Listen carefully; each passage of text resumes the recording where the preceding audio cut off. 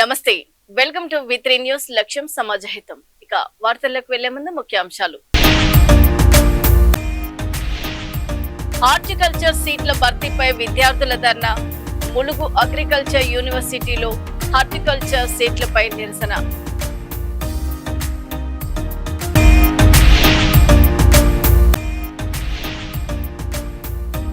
క్రీడాకారిణి ప్రతిభ వ్యాఖ్యలపై మాజీ మంత్రి శ్రీనివాస్ గౌడ్ స్పందన. వీడియోను కట్ చేసి తనపై తప్పుడు ప్రచారం చేస్తున్నారని ఆరోపణ.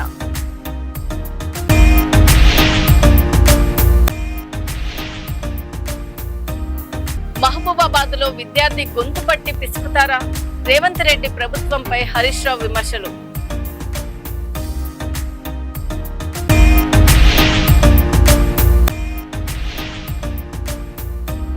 కాంగ్రెస్ లో చేరలేదని నాపై పగ ఉంటే చంపేయండి.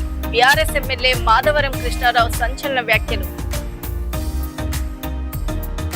సిద్దిపేట జిల్లా ములుగులోని కొండా లక్ష్మణ్ బాపూజీ ఉద్యాన విశ్వవిద్యాలయం ఎదుట హార్టికల్చర్ సీట్ల భర్తీపై విద్యార్థులు ధర్నా చేపట్టారు. అగ్రికల్చర్ యూనివర్సిటీలో హార్టికల్చర్ సీట్లకు అనుమతులు ఇవ్వడాన్ని వ్యతిరేకిస్తూ నినాదాలు చేశారు. రాష్ట్రంలో ప్రత్యేక ఉద్యాన విశ్వవిద్యాలయం ఉన్నప్పటికీ అగ్రికల్చర్ యూనివర్సిటీలో హార్టికల్చర్ సీట్లు భర్తీ చేయడం ఏంటని ప్రశ్నించారు. హార్టికల్చర్ విద్యార్థుల భవిష్యత్తును దృష్టిలో ఉంచుకుని ప్రభుత్వ నిర్ణయాన్ని పునఃపరిశీలించాలని డిమాండ్ చేశారు.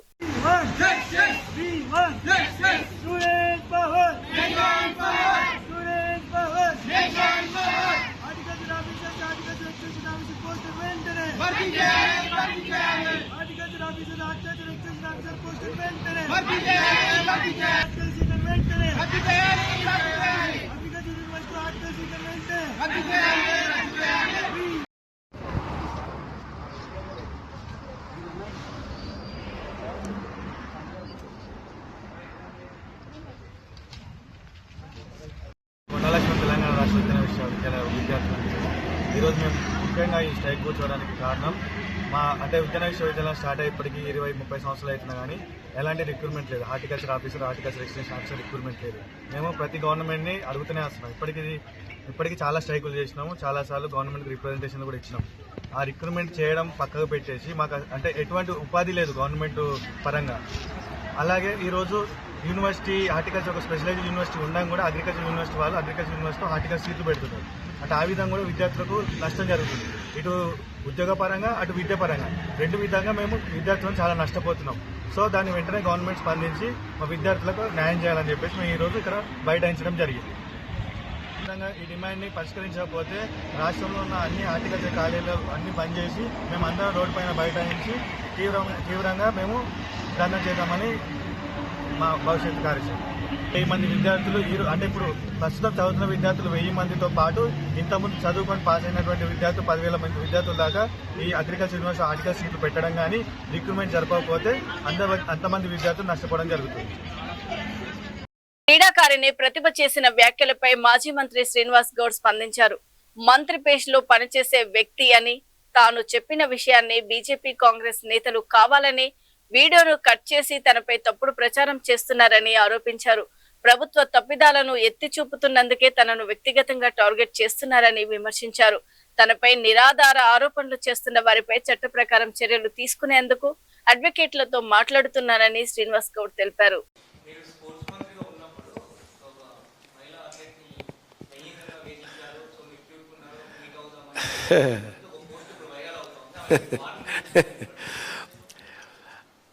ఇక ఏం చెప్పాలా, అది నేను కూడా చూసి షాక్ అయినా.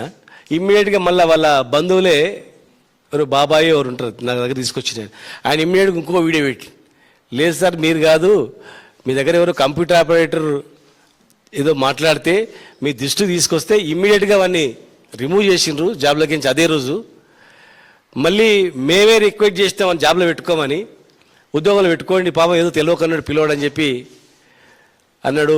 ఉద్యోగాలు పెట్టుకొని మేమే రిక్వెస్ట్ చేసినాం, అయినా మీరు తీసేసిండ్రు. ఆ రోజు మీరు ఎంతో ఆదరించి మమ్మల్ని ఎంకరేజ్ చేసారు. కాకపోతే మార్షల్ ఆర్ట్స్ అనేది స్పోర్ట్స్గా ఎక్కువగా గుర్తింపు లేకపోయింది. అప్పుడు ప్రభుత్వం నుంచి వేరే క్రీడలకు ఇచ్చినంత ప్రోత్సాహం ఇవ్వలేకపోయింది. మరి మీరు ట్రై చేసిండ్రు కానీ మీకు సంబంధం లేదు ఆ ఇష్యూ మాత్రం అని చెప్పి వాళ్ళు చెప్పారు. ఆ వీడియో కూడా వచ్చింది, వాళ్ళు మాట్లాడింది కూడా వచ్చింది. అంటే ఈ బీజేపీ కాంగ్రెస్ ఎట్లయిపోయిందంటే, అందరు కొంతమంది మంచి వాళ్ళు కూడా ఉండొచ్చు, అందరిని అనలేము, అందరిని ఒక గాడి కట్టలేము. కానీ అందులో కొంతమంది ప్రజా సమస్యల మీద దృష్టి పెట్టి ఎదగాలనేటువంటి ఆలోచన ఉండదు. కొంతమంది లోఫర్గాలు అంటారు చూడు, చిచ్చారగాలు చేసే పని అనమాట.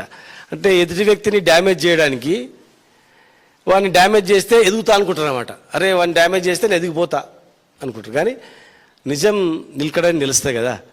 ఆ వీడియో వచ్చింది, ఇమీడియట్గా మళ్ళీ వాళ్ళే వరుసలో ఇంకో వీడియో పెట్టిండ్రు. ఏం మాట్లాడినది అది, నాకు సంబంధం లేని ఇష్యూ అది. ఆ అమ్మాయి ఏదో పాపం మాటల్లో ఏదో చెప్పినట్లుంది, అమ్మాయి ఏదో చెప్పింది, వాడి మీద చెప్పనీకి పోయి దాని మీద ఏదో ఫ్లోలో ఏదో మాట్లాడినట్లుంది. ఆ అమ్మాయి మాట్లాడిన దాన్ని ఈ పార్టీలు దాన్ని బ్యాడ్గా కట్ చేసి ట్రోల్ చేయడం జరిగింది. అది 3 సంవత్సరాలు మాకే అర్థం కాల. ఇప్పుడు 1000 మంది కలుస్తుంటారు, రోజు 100 మంది కలుస్తుంటారు. అంటే ఇప్పుడు ఎందుకంటే ఇప్పుడు బీఆర్ఎస్ పార్టీ అనేది ప్రజలలో ఎదుగుతూ ఉంది, ఆదరణ చూడలేక. తర్వాత మేము సమస్యల మీద బీసీ జనగణనలో మీరు చేరుస్తారో ఎందుకు చేర్చలేదు, బీసీ కులాల జాబితా, బీసీ రిజర్వేషన్ ఏమైనాయి, రాష్ట్రంలో ఏమైనాయి, విద్యా ఉద్యోగాల రిజర్వేషన్ ఏమైంది, ఉద్యోగాలు ఏమైనాయి, రైతుల గురించి ఇట్లాంటి మాట్లాడుతాం. రోజు మాట్లాడుతున్నట్లు ఏం చేస్తారంటే పర్సనల్ క్యారెక్టర్ అసాసిన్ చేస్తారనమాట. కొందరు కాపెట్టుకుంటారు గుంతకాడు నక్కలాగా, అబ్బా దొరికారా ఇది పబ్లిసిటీ చేద్దామని.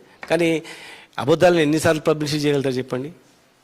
ఆ అమ్మాయి ఏదో తెలియక ఫ్లోలో ఏదో మాట్లాడింది, పేషిలా అని చెప్పడానికి అన్నదో ఏమన్నదో దాన్ని అమ్మాయి అన్నదాన్ని జంజీని తక్కువ అంచనా వేయొద్దని మాజీ మంత్రి హరీష్ రావు సీఎం రేవంత్ రెడ్డిని హెచ్చరించారు.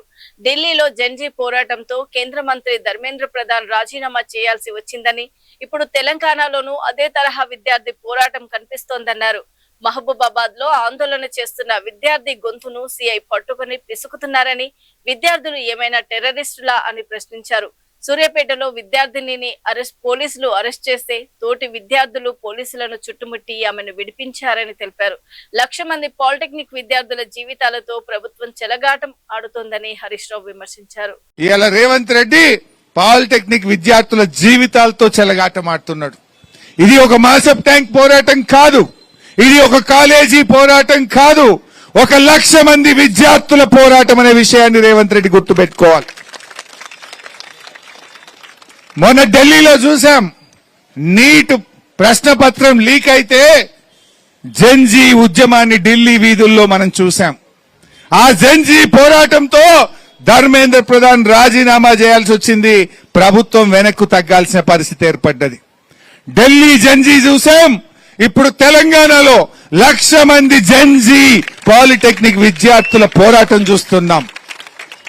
గత 20 రోజులుగా ఈ జెన్జీ విద్యార్థులు, ఈ పాలిటెక్నిక్ విద్యార్థులు 20 రోజుల నుంచి జీవో 97 రద్దు చేయాలని మీరంతా కూడా పోరాటం చేస్తున్నారు. మీ పోరాటానికి నా సెల్యూట్. ఈ మధ్య 2 వీడియోలు చూశాను. మహబూబాబాద్ లో ఒక విద్యార్థి పోరాటం చేస్తుంటే ఒక సిఐ అతని గొంతు బట్టి బిసుకుతా ఉన్నాడు. నేను అడుగుతున్నా, రేవంత్ రెడ్డి, ఈ విద్యార్థులు ఏమైనా టెర్రరిస్ట్లా? ఆ విద్యార్థులను గొంతు పెట్టి బిసుకుతా ఉన్నావు. మొన్నెక్కడో ఒక పోలీస్ అధికారి ఒక పాలిటెక్నిక్ అబ్బాయిని సూర్యాపేటలో అరెస్ట్ చేస్తే పాలిటెక్నిక్ అమ్మాయిలంతా పోయి చుట్టుముట్టి ఆ అబ్బాయిని విడిపించి తీసుకొచ్చిన వీడియో కూడా మనం చూసాం. రేవంత్ రెడ్డి, జెన్జీని తక్కువ అంచనా ఏకు. నరేంద్ర మోడీని, కేంద్ర ప్రభుత్వాన్ని గడగడలాడించింది ఈ తరం జెన్జీ. నువ్వెంత రేవంత్ రెడ్డి? మా 1,00,000 మంది పాలిటెక్నిక్ విద్యార్థులు ఒక్కటై కదిలితే నువ్వు సెక్రటరియట్లో అడుగు పెడతావా? గుర్తుపెట్టుకో, ఇది మున్పటి జెన్జీ కాదు. ఏదో రీల్స్ చేసి, రీల్ పోస్ట్ చేసి మర్చిపోయే జెన్జీ కాదు. రీల్ పోస్ట్ చేసి ఊరుకునే జెన్జీ కాదు. అవసరమైతే రోడ్ల మీదకి వచ్చి తమ భవిష్యత్తును కాపాడుకునే జెన్జీ ఈ తరం జెన్జీ. అది గుర్తుపెట్టుకో రేవంత్ రెడ్డి. నువ్వేదో ఈ జెన్జీ ఇవాళ రీల్ చూస్తారు మర్చిపోతారు, రీల్ పెడతారు మర్చిపోతారు అనుకుంటున్నావేమో. ఢిల్లీలో జంజీ ఏం చేసిందో చూసినావు కదా. నేను నీకు చెప్తా ఉన్నా, సెప్టెంబర్ 7వ తారీఖు అసెంబ్లీ స్టార్ట్ కాబోతా ఉంది. అసెంబ్లీ స్టార్ట్ అయ్యే లోపు జీవో 97 రద్దు చేయాల్సిందే అని చెప్పి మేము డిమాండ్ చేస్తా ఉన్నాం. లేదంటే ఈ 1,00,000 మంది విద్యార్థుల గొంతుకగా, మీ పూర్వ విద్యార్థిగా రేపు అసెంబ్లీలో మీ పక్షాన గలం విప్పుతాం, పోరాడతామని చెప్పి కూడా ఈ సందర్భంగానే మనం చేస్తా ఉన్నా. కాంగ్రెస్ పార్టీలో చేరలేదనే కారణంతో తనపై పగ ఉంటే చంపేయాలని కుకట్పల్లి బీఆర్ఎస్ ఎమ్మెల్యే మాధవరం కృష్ణారావు సంచలన వ్యాఖ్యలు చేశారు. తనపై నమ్మకంతో ప్రజలు 72,000 మెజారిటీతో గెలిపించారని, వారి కోసం చావనైనా చస్తానని అన్నారు. తన ప్రజలకు అన్యాయం జరిగితే మాత్రం చూస్తూ కూర్చోనని, వారి కోసం ఎంతకైనా పోరాడతానని స్పష్టం చేశారు. బతుకైపోయిందని మా బతుకులు 72,000 గెలిపించారని నన్ను మా ప్రజలు. హైదరాబాద్ లో టాప్ మెజార్టీ నాది. నా మీద పగ ఉంటే నన్ను చంపేయండి, నా సస్తా. నా ప్రజలు ఇప్పుడు 3 ముక్కలు చేసారన్న నా కాన్స్టిట్యున్సీ ని. ఒకటేమో హైదరాబాద్ లో కలిపారు, ఒకటి తీసుకొని మల్కాజ్గిరిలో కలిపారు, ఇది తీసుకొని హైదరాబాద్ లో కలిపారు. నా మీద పాటలు చేయను కాలం కదా, నన్ను చంపేయండి సస్తా, నా ప్రజలను కాపాడమని చెప్తున్నాను. నా మీద కోపంతో నా ప్రజలకు అన్యాయం జరగదు. ఇది గిట మీరు తీయకపోతే నేను ముఖ్యమంత్రి రిక్వెస్ట్ చెప్తా ఉన్నాను, ఈ మా కాలనీల గిట మీరు గిట 22,000 తీయకపోతే మా ప్రజలు ఇబ్బంది ఇట్లా పెడతా ఉంటే ఈ మాధవర కృష్ణ ఊకునే వ్యక్తి కాడు. అవసరమైతే ఈయన్నే ఉరిపెట్టుకొని వస్తామా ప్రజల కొరకు తప్ప నిన్నైతే వదిలిపెట్టా. మీరు ఏదైతే మీరు మాట్లాడుతున్నారో, ఏదైతే నిన్న మా మంత్రి గారు మాట్లాడారో, హైదరాబాద్ నగరంలో టిఆర్ఎస్ పార్టీ ప్రభుత్వ పరంగా మేమేం చేశామో, మీరేం చేశారో, ఏదైతే మీ పార్టీ గతంలో ఉన్నప్పుడు ఎన్ని ల్యాండ్ అమ్ముకుందో, మేము వచ్చిన తర్వాత పైగా ల్యాండ్ గతం జాగమలే. మనం ఎవరిని బాధ పెట్టలేం, మనం గవర్నమెంట్ ల్యాండ్లను బాధ పెట్టలేం. కొన్ని రోజులు హైడ్రా తీసుకొచ్చిర్రు, కొన్ని రోజులు ఇది తీసుకొచ్చిండ్రు. ఇక ట్యాక్సులు, విపరీత ట్యాక్సులు, మంచినీళ్ళకి మంచినీళ్ళు. మన మలేషియా టౌన్షిప్ ప్రెసిడెంట్ వచ్చాడు, 70 లక్షలు కడుతున్నాను సార్ అని చెప్తున్నాడు ఆ నీళ్లకు. నువ్వేమో నీళ్ళు ఇచ్చినావు బ్రహ్మాండంగా, 70 లక్షలకు అపార్ట్మెంట్ కడతామంటే ఆశ్చర్యపోయి. ఏకే కడతారన్నా? మధ్యతరగతి కుటుంబాలు, సాఫ్ట్వేర్ ఉద్యోగం పనిచేసుకుంటూ మా వాళ్ళు. అందుగురికే మా ప్రజలు బీఆర్ఎస్ పార్టీ కోటేశ్వరన్నా, దీనికి పూర్తి సపోర్ట్ మీరు ఉండాలి పార్టీ పరంగా మనం కాపాడుకోవాలని చెప్పి తెలియజేస్తూ, మార్కాపురం జిల్లా వెలుగొండ ప్రాజెక్టు వద్ద ఈ నెల 31న సీఎం చంద్రబాబు చేతుల మీదుగా జరగనున్న కార్యక్రమానికి సంబంధించిన ఏర్పాట్లను మంత్రి నిమ్మల రామానాయుడు పరిశీలించారు. ఫీడర్ కెనాల్, రెగ్యులేటర్ గేట్లు, జలహారతి ఘాట్, స్తూపం, సభాస్థల ఏర్పాట్లపై అధికారులకు సూచనలు చేశారు. అనంతరం నిర్వాసితుల కాలనీలను సందర్శించి మౌలిక వసతుల కల్పనపై అధికారులకు పలు సూచనలు చేశారు. కార్యక్రమంలో కలెక్టర్, జాయింట్ కలెక్టర్, ఇరిగేషన్ అధికారులు, ప్రజాప్రతినిధులు పాల్గొన్నారు.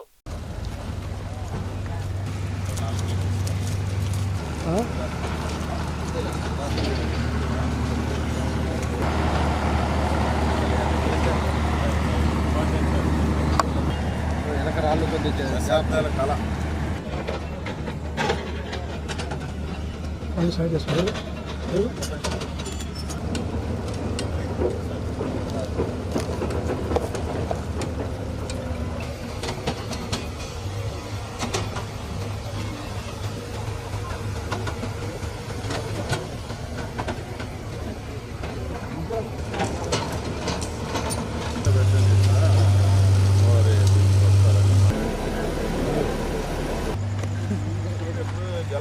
శ్రీశైలం దగ్గర అలాగే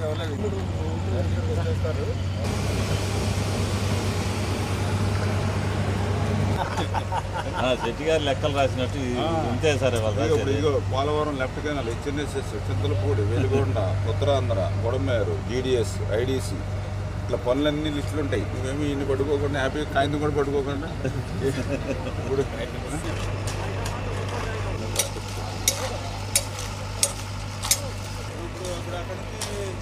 అక్కడ చూడమ్మా తమ్ముడు.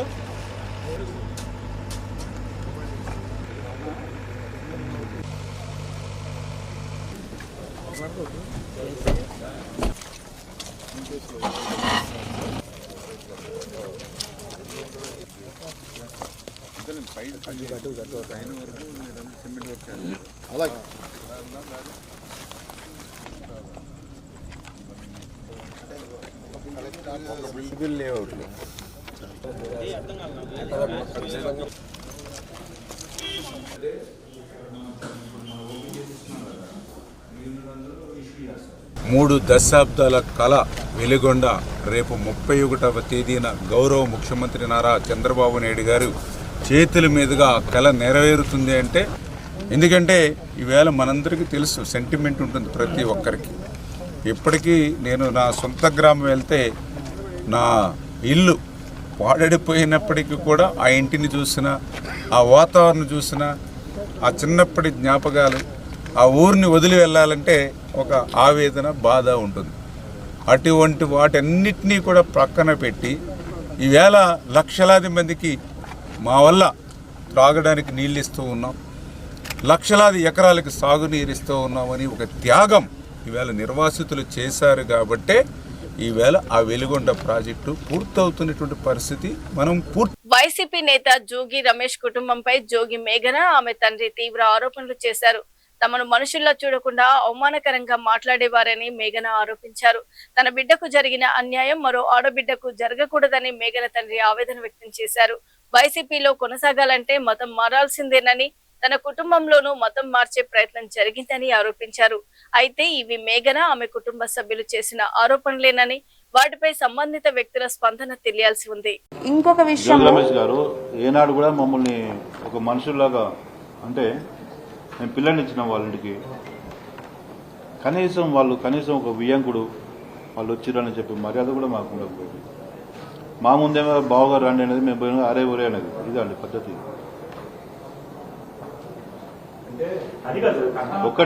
ఒక్కటండి, ఏనాడు కూడా మాకు జరిగిన అన్యాయం ప్రతి ఆడపిల్ల తండ్రిగా నేను కోరుకునేది, ఇంత అన్యాయం ఏ ఆడపిల్లకు జరగకూడదు సార్. అదే కాకుండా నాకు తగిలిన ఇంకొక షాక్ ఏంటంటే, నాకు పెళ్లికి ముందు వీళ్ళు హిందూస్ అని చెప్పేసి పెళ్లి చేశారు. కానీ పెళ్ళైన వెంటనే నాకు తెలిసిన విషయం ఏంటంటే వీళ్ళు క్రిస్టియన్స్. వాళ్ళు లోపల ఎట్లాంటి హిందువులకి సంబంధించిన పూజలు గాని, హిందూ కార్యక్రమాలు గాని, అంటే బయట పబ్లిక్ లో మరి ఏం చేస్తున్నారు, ఏం పూజలు చేస్తున్నారు, ఎక్కడికి వెళ్తున్నారు అనేది నాకు సంబంధం లేదు. నేను ఇంటి కోడల్ని, ఇంట్లో ఏమైతే ఫాలో అవుతున్నారో వాటిని నేను పరిగణనలోకి తీసుకుంటాను.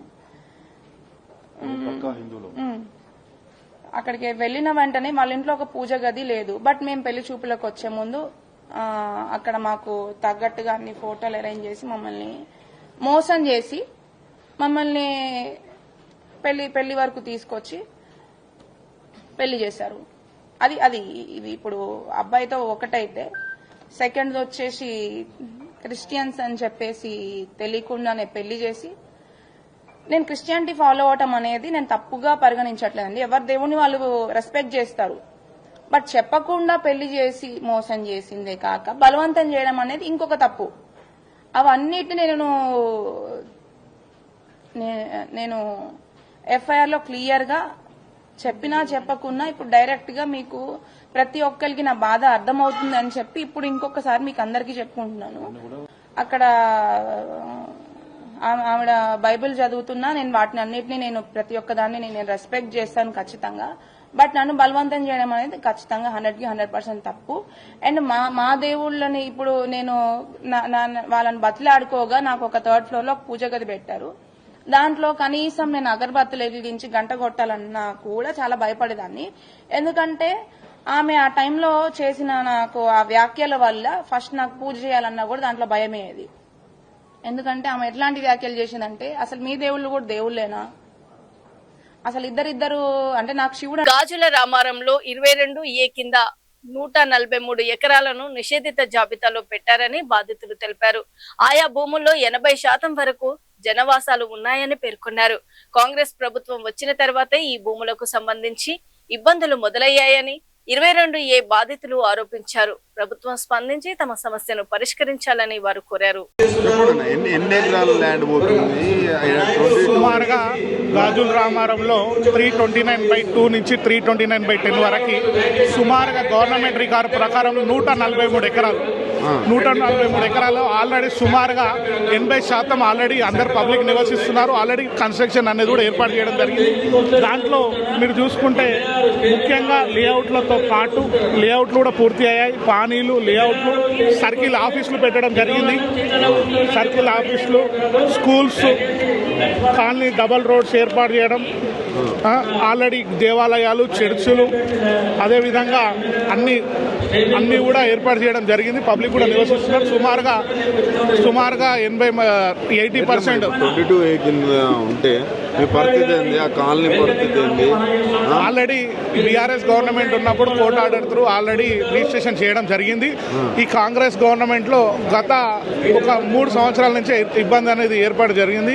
ముందుగా మనం ఎప్పుడు పోయినా కూడా రిప్రజెంటేషన్ పాటు ఆల్రెడీ పానీలో కానీ రికార్డ్స్తో పాటు పర్మిషన్లు కూడా మేము ట్యాక్స్ కూడా కడుతున్నాం. ఇప్పుడు ప్రజెంట్ ఇళ్లలో ఉంటున్నాం, మేము ట్యాక్స్ కడుతున్నాం. దేనికోసం అసలు ఈ 22A అనేది కాంగ్రెస్ అభివృద్ధి పేరుతో చేస్తున్నా, లేకపోతే దేనికోసం ఇలా చేస్తున్నా అనుకోవచ్చు? వాళ్ళు ఏదో ఎలక్షన్స్ వస్తున్నాయి, GHMC ఎన్నికలు, దాంతో పాటు మరొక 2 ఏళ్ళే ఉన్నది కాబట్టి ప్రజలను ఇట్లా డిస్టర్బ్ చేస్తే ప్రజలందరూ కాంగ్రెస్కి అంకితం. వాళ్ళు ఏంటంటే వాళ్ళకి ఓటు బ్యాంక్ అనేది ఏదో మేము చేస్తున్నాము, మళ్ళీ మేము ఏదో అన్ని రిప్రజెంట్ తీసుకొని మళ్ళీ రిజిస్ట్రేషన్ స్టార్ట్ చేస్తున్నట్టు, సింపతి కోసమే చేస్తున్నట్టు అనిపిస్తుంది. కానీ బీఆర్ఎస్ పార్టీ ఉన్నప్పుడు 10 ఏళ్లలో అలాంటి ఎప్పుడు డిస్టర్బెన్స్ కాలే. అప్పుడు కూడా ఎవరు రాలేదు. ఎందుకంటే హైడ్రా తర్వాత 22A. ఇప్పటి వరకు ఉన్నటువంటి బులెటిన్ అప్డేట్స్. హార్టికల్చర్ సీట్ల భర్తీపై విద్యార్థుల ధర్నా. ములుగు అగ్రికల్చర్ యూనివర్సిటీలో హార్టికల్చర్ సీట్లపై నిరసన.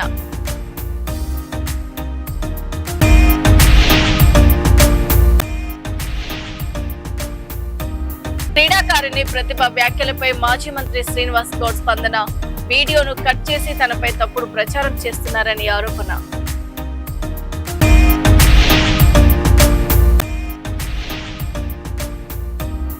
మహబూబాబాద్ లో విద్యార్థి గొంతు పట్టి పిసుకుతారా? రేవంత్ రెడ్డి ప్రభుత్వంపై హరీష్ రావు విమర్శలు.